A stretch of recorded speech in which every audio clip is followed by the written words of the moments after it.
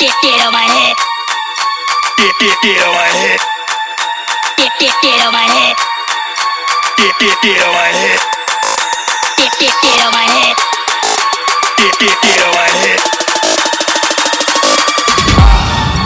Get on my head.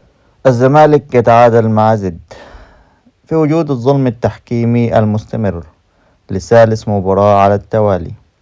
الزمالك يفقد منه نقطتين ليضعونه في موقف صعب في الدوري. قبل ما نتكلم في أي حاجة عن التحليل لازم نقول كلمتين. الصراحة ما فيش أي كلام عن التحكيم غير أنه ظلم تحكيمي واضح وصريح ضد كل ما هو زمالك سواء قدم أو يد.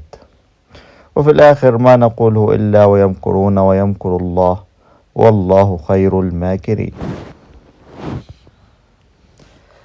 الزمالك يبدأ اللقاء ب3-4-3، تتحول في المباراة في حالة دفاعية إلى 5-3-2، وتتحول في الحالة الهجومية إلى 3-2-5 في الهجوم. عواد حارس، حسام الونش ومصدق دفاع، عمر جابر يمين وبنتاج يسار.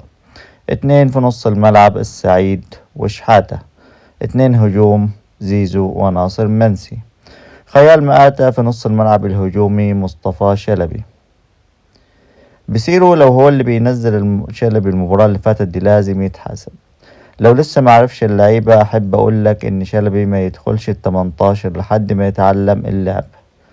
بصيروا نزل بيلعب على الكرة المتسقطة خلف دفاع زد لعمر جابر وبنتاج، واللي هي فشلت في كذا مرة، يمكن في كل الكور اللي اتلعبتها فشلت لوجود 3 أسباب.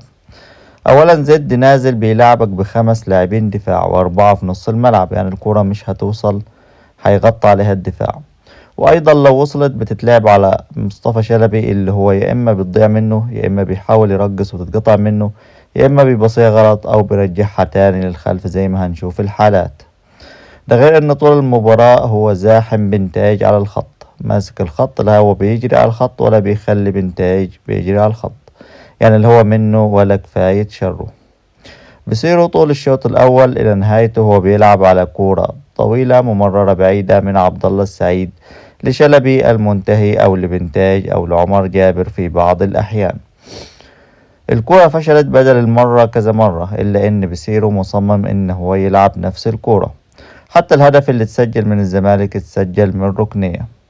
فضلت تلعب عادي على الكرة لحد نهاية الشوط الأول ولحد دقيقة 75 مع نزول ناصر منسي. مع نزول ناصر ماهر ترحل زيزو لليسار وناصر ماهر إلى اليمين، وأصبح نص الملعب فيه عبد الله السعيد وناصر ماهر بيبدلوا مع بعض في رقم 8 ورقم 10. امتلكت الكرة ولعبت أرضي أفضل، لكن لسه مصمم برضو على التمريرات العالية للأجنحة. بعدها ب10 دقائق في الدقيقة 80 أخيرا فطن بصيروا للعب زد، وقرر إنه هو يخرج الونش وينزل الجفالي عشان تتحول الطريقة ل4-2-3-1. حسام وصلاح دفاع، بنتاج يمين، عمر جابر يسار، شحاتة وناصر وعبد الله قدامهم. مسكت لعب ولعبت أرضي أفضل وعملت هجمات، وكنت توصل ب6 لعيبة قدام المرمى، ولو في اللي بيخلص كنت طلعت ب3 أهداف.